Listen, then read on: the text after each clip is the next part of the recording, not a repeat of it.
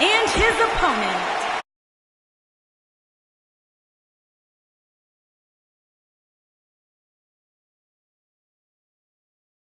One I wouldn't attempt to predict what's going to happen. I'd just be ready for anything. Sometimes that's all you can do. Look at them, locked inside that cage like a couple of rabid animals.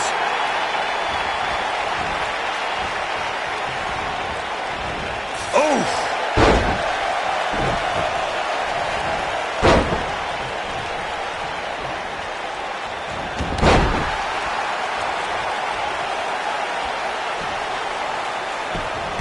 What a stomp! Good grief! Got the head scissors of Biden. Oh, man, that's just nasty.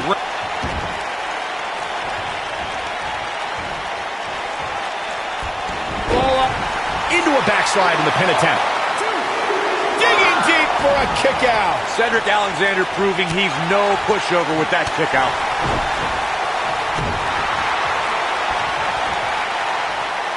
Oh, look at it. Scoop slam.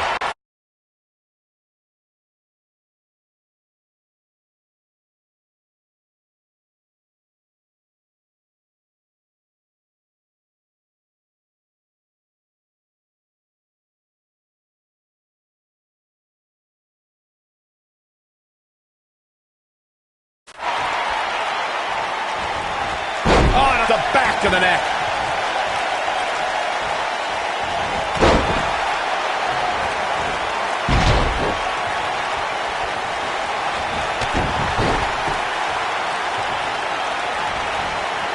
Harsh impact. The rivalry between Ultimate Warrior and Ravishing Rick Rude began during the Super Pose Down at the 1989 Royal Rumble. Then it progressed. He's going for the pin. Angelo Dawkins kicks out of the pin early. Too soon.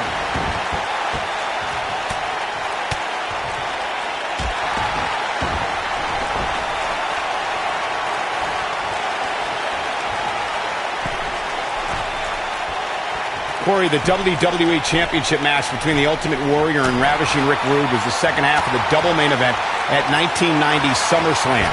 The rivalry between the Warrior and the Ravishing one was so heated that no one knew what to expect once the two men were able to battle inside a steel cage, which at the time was the most grueling match in all of WWE. The Ultimate Warrior dominated early on with his incredible strength. Rick Rude turned the tables and used the steel surroundings to his advantage. At one point, Rude dove from the top of the cage onto the Warrior.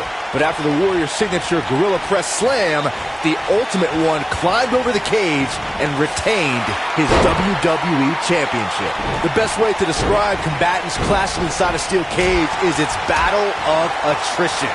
Sometimes a superstar is left with no choice but to fight fire with fire and do whatever they need to do in order to win the match. And sometimes it comes down to a superstar doing whatever they need to do in order to survive.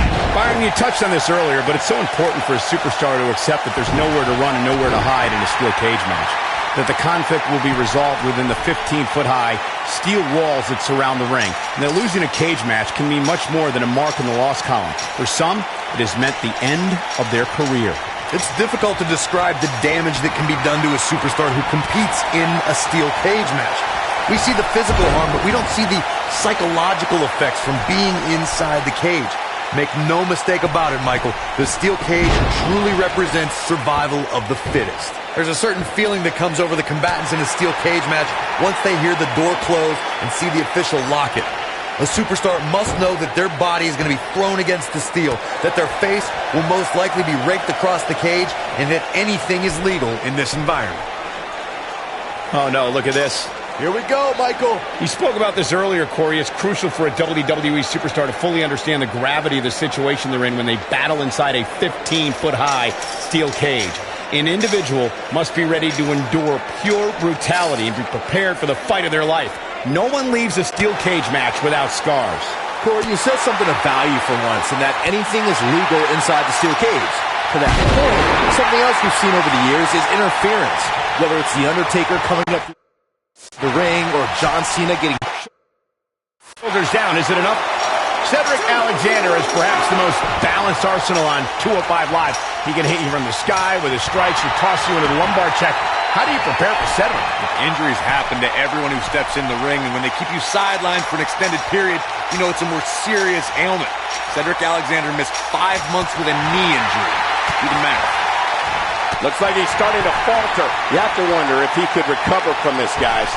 Discussing strategy against Cedric Alexander earlier, Corey mentioned Cedric's knee injury. Do you think that's a sound move, Byron? I don't know, Michael. A truly serious injury forces a competitor to change their moveset. Cedric is still burying those knees in the backs on a weekly basis. There's the cover. Can he do it? Not much behind that pin attempt. Not yet.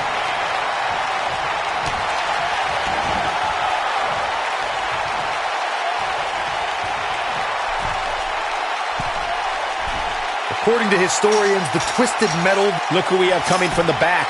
Why am I not surprised?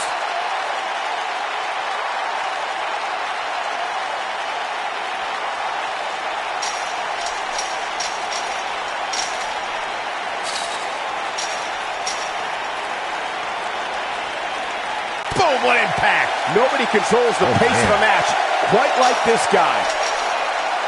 Corey, you gave us an impressive history of the origins of the steel cage match. I'd like to point out to our viewers that from the 1960s to the mid-1980s, chain link fences were used to enclose the ring for WWE steel cage matches.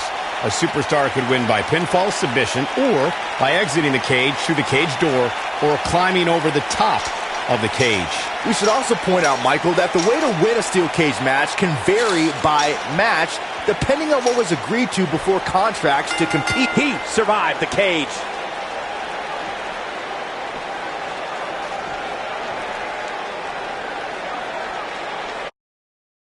Let's take a look back at some of the great action.